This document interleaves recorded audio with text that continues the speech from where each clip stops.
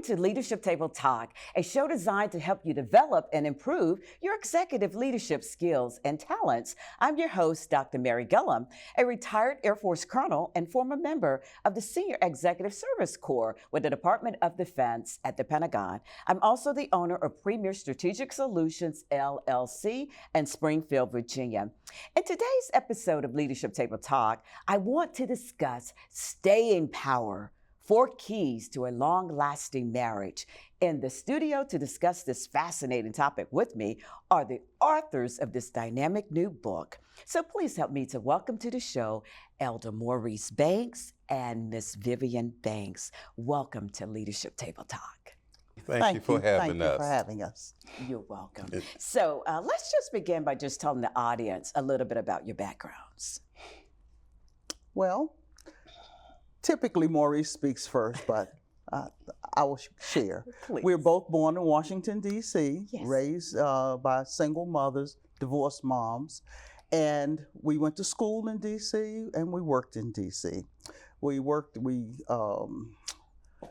came up under hard times, but the Lord blessed us even when we were not so much listening to Him.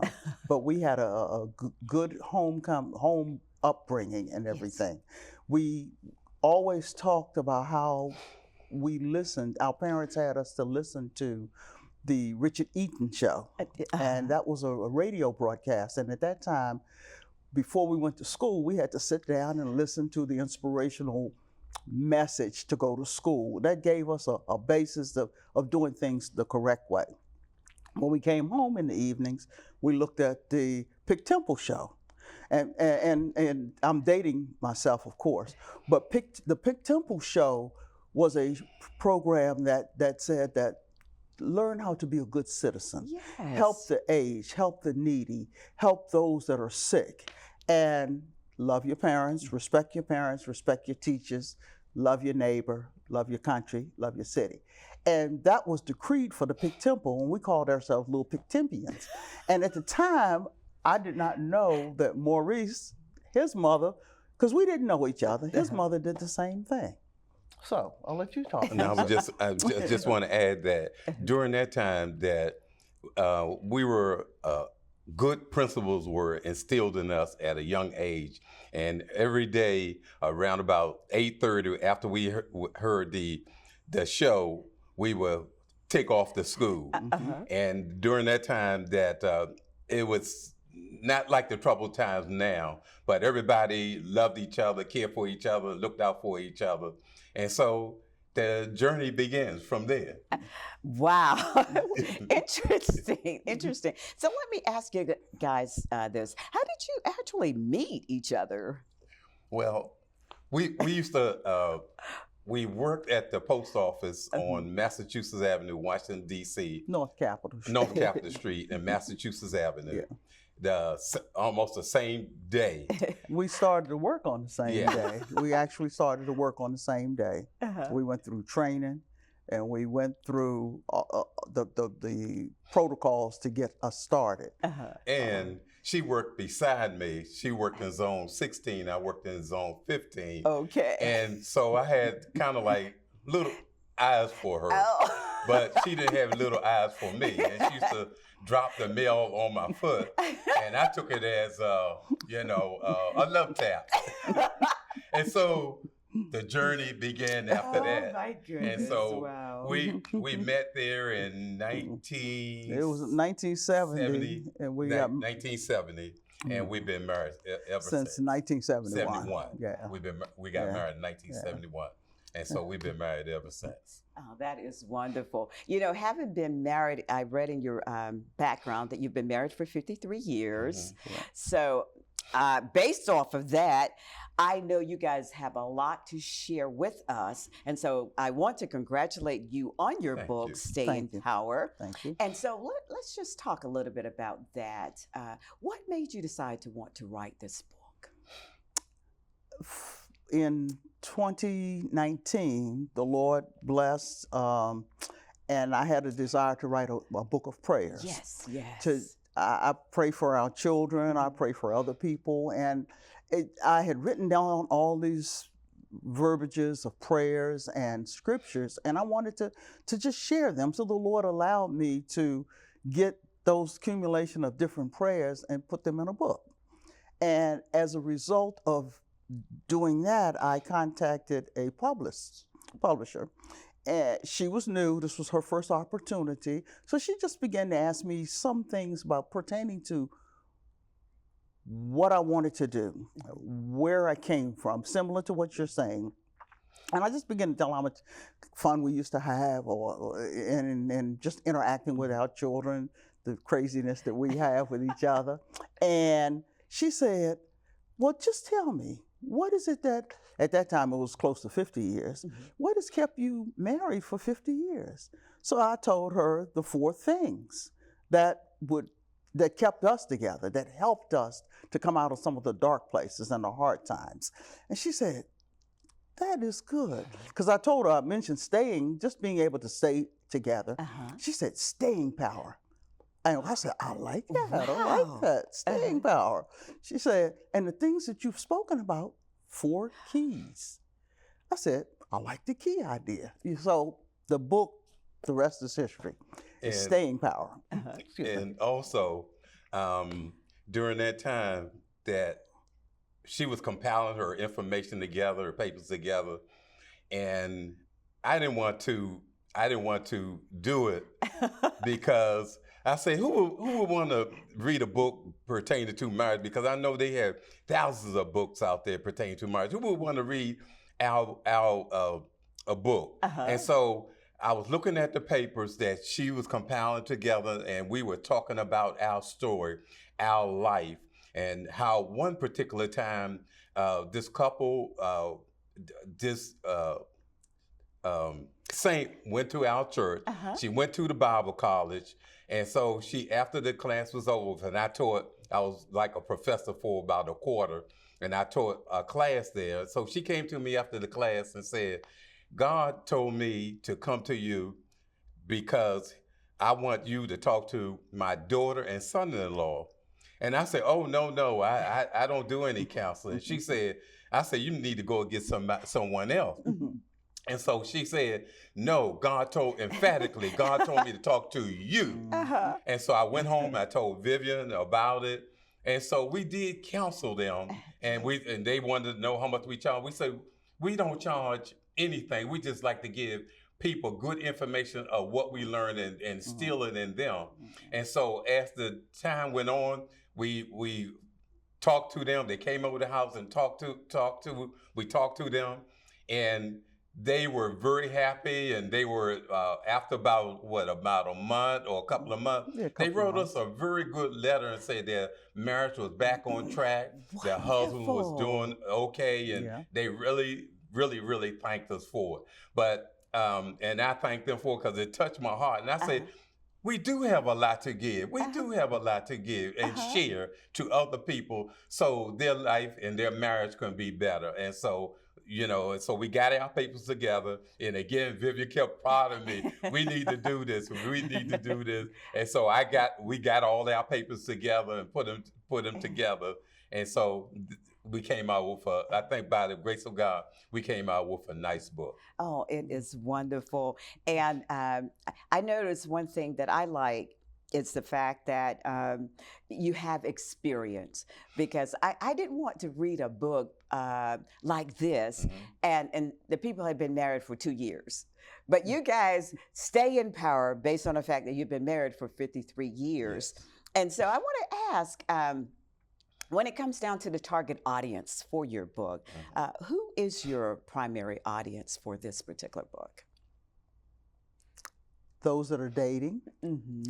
Yes. Parents who have children that are dating. Yes. Those that want to be married. Those that are planning to be married. It spans. It's not an age thing, because some people are dating young people are dating now, 16 and 17. But I believe that they need to know what they're getting into prior to committing to a relationship, specifically in today's time.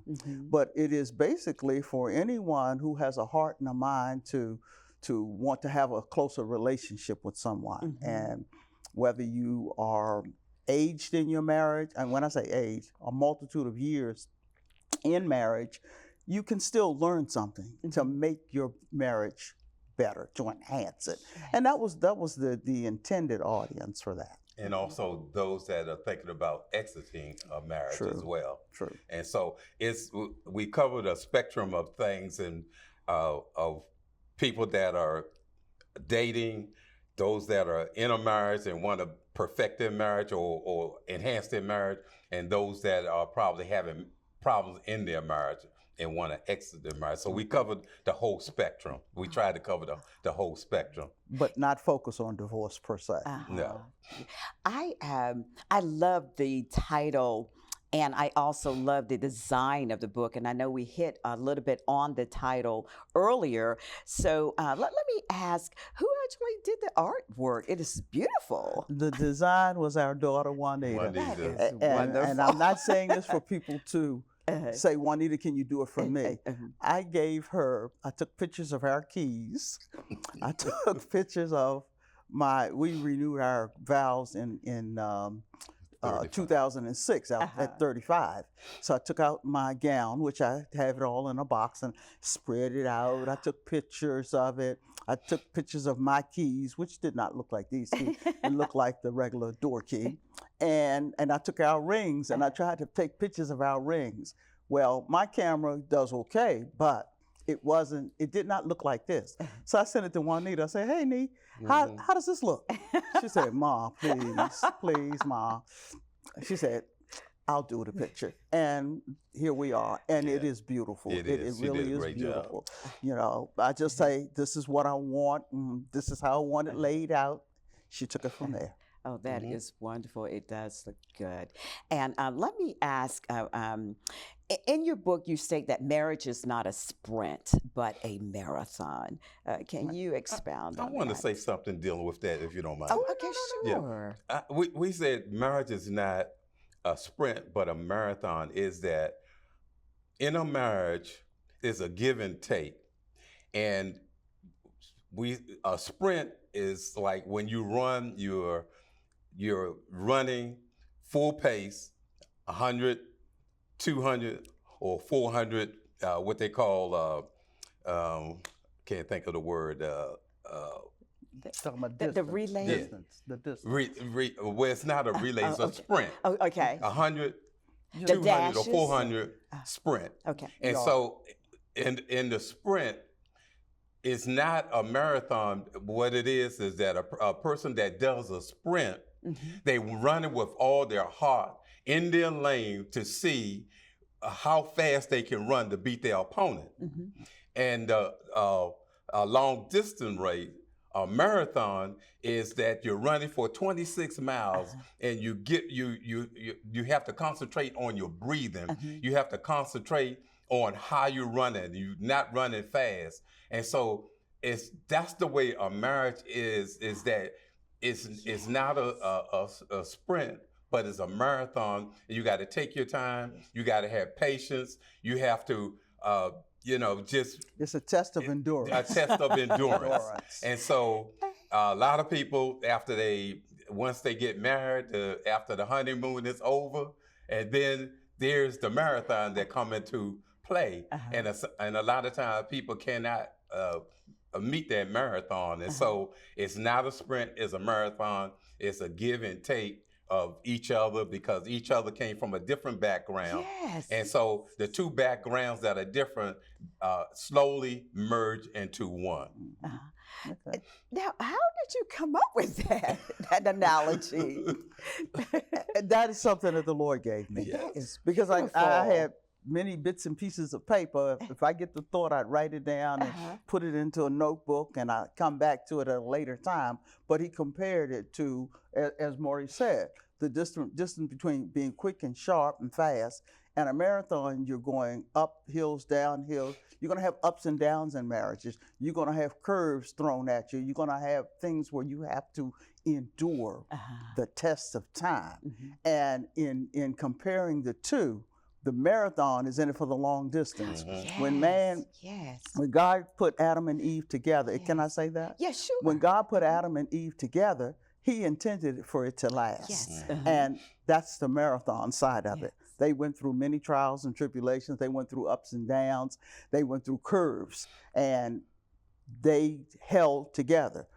As I said in the book, Adam lived 930 years. Doesn't say how long Eve lived, but as far as I know, they never got divorced. Okay. Oh my God. But we would just relate marriage to being long lasting, and marathon long lasting. Long-lasting. Sprint, quick and fast. Quick and fast. And we know a lot of people with the quick and fast marriages. Yes. You know, we didn't go to Las Vegas. I'm not knocking Las Vegas, but we did not go to have a quick marriage just to say that we were married. We want it to last. Yes, absolutely. And that goes with your title. Yes. Yeah, and the marathon is a 26 some odd mile run. So you have to run like 26 miles. Okay. Okay. I also want to ask, in the book you talked about when it comes to eras in relationships, you wrote, we all sometimes are in what we call JAW. And I thought that was so interesting. Judgment, action, and words. Take it from here, dear. All right. Well, in marriage or any other relationship, the people make hasty judgments. Yes. They can lead to problems. They have thoughtless actions. They do things and they don't even think about the ramifications of what it is that they're doing. And they also say hurtful words, knowing, I know this gonna hurt, but I'm gonna say it anyway. And so we say we all err in that area. So our judgment, our actions, and our words, those are the things that we have to really keep a hold on to make sure that we're gonna, number one, do in accordance to what we have been taught, and not to have hasty judgments, not to have thoughtless actions, or to say hurtful words. And that's just the way we should be as people. In a relationship, yes. Absolutely, because I know communications, oh my goodness, if you say the wrong things, it's kind of hard to bring those words back after you've released them into the atmosphere. Yes. So true. Can't bring them back. So now let's actually talk about those 4 keys. Okay. All right. I just want this lay the foundation there. So can you expound on what those 4 keys are? Another acronym. Communication. Communication. Money. Sex. And relationship. Okay. So that's our CMSR. So communication, money, sex, and relationship. Those we have found to be the 4 areas where marriages really suffer if there's no agreement. So we want to share just what we have learned in that area. Agreement in those areas can make a heck of a difference in the way in which we continue each and every day as we go through. And we're talking marriage, but this is just being who you are. If you cannot communicate properly, and the words that you're using are harsh words, they make a difference in the way in which we live our lives. And it's easy for, like, going silent and not communicating. I've been there. So I said, I ain't saying nothing because I don't want to rock the boat. But one day I learned that's what I have a tongue for, is to speak. And I guess Maurice will say, I guess you just never stop talking. But the communication is, not to interrupt you, but the communication to me is the key in a marriage, because you have to talk of good, the things that are good, things that are not going bad, your dislikes, and you have to talk those things out. That's the communication part, which is really, to me, the significant part of a marriage. Communication, money is another area where you have to be sensible in how you manage your money. One person might be thrifty, and another person might be frugal, and so the two clashes. You have to agree in that. You have to agree. Communication, money, and sex is, when we talk about sex, we're talking about the godliness of sex. Not the worldly kind of sex. It's the godly kind of sex that God, want us to participate in. And no two persons should have, or a couple should agree on the time they're having sex, because when a man, I want to say that the man always want to be Quick, fast, quick, and in a hurry. fast, and in a hurry. I'm sorry for saying it like that. And the woman might not be, and so it has to be a timing that is involved, as opposed to the wife might come from work and she might be tired and she don't want to be bothered. The husband might have the day off and relax and ready to go. That's not going to work. And so it talks about having consideration of each other when and the time frame. That's the good part about it. The timing of your spouse and if they are ready or not. And relationship. Sorry. Because you have to have a relationship, a oneness. And we look at marriage as being not a sole proprietorship, but a partnership. Oh, yes. And relationship, you got to have a relationship and a partnership. Yes. And even though there may be times where you don't agree, but we agree to disagree, we can say that this is where we want to be, this is what we want to do. It may not be the way I want to do it, may not be the way he want to do it. We'll find ourselves somewhere in the middle. But that's about having a relationship. I trust him, he trusts me, and we work together to accomplish that. So again, communication, money, sex and relationship. Absolutely. Now, let me ask you guys, why is it important that couples pray together? When you're praying together, it strengthens your marriage. It creates unity, more trust, unity, and even you're focusing on God, and you're living according to His plan, His will, His purpose, and His word. And so it's very important that you pray together. And and to acknowledge God, and it's a unity, a great unity in praying together. And we all, when we pray together, we're talking to the Lord, but we're talking and we're speaking what we feel and what we sense, and that just brings more of a unity and a building of a relationship. Another thing about praying together is that I remember during 1985 when I had colon cancer, and my children, at least about 14 years old, and one of these was about 11, and Vivian didn't work. And I found out that the Lord, I used to run track for about a mile every day, and this particular day I was coming home, and the Lord stopped me and said, go to the doctors and get the same examination that Ronald Reagan had.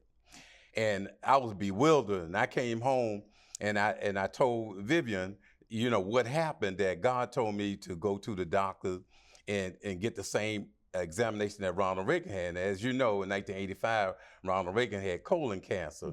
And when I went to the doctors, they told me, I was 39 years old. I went to the doctor, and they told me, the first doctor said, nothing wrong with you.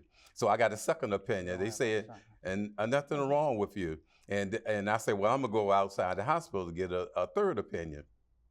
And I got a third opinion. The doctor told me to go back to my primary physician right away. But make a long story short, in praying, and I asked God, I said, God, I'm 39 years old, and my wife is not working, and my children, they're young. I said, if something happens to me, what's going to happen to them? So we got in fervent prayer and prayed and prayed and prayed, and God answer our prayers. He answered, our prayers. Always. And so when we get into a situation that we just fall on our knees and, ask God, that He never has failed us in any of the problems that we have and the situation that we have. I mean, dire situation, He always came through for us. Amen. So it's important to pray together. Yes. The two connect as one. Prayer changes things. What a way to end this show. Prayer is the most important thing for couples to remember, that we need to do that. And so it looks like we've come to the end of the show. So I want to thank you guys for taking the time out of your very busy schedules to be with us. And I want to thank you, our listening audience, for supporting the Leadership Table Talk show. This is Dr. Mary Gillam. Thank you for watching, and I'll see you again next time. Bye-bye for today.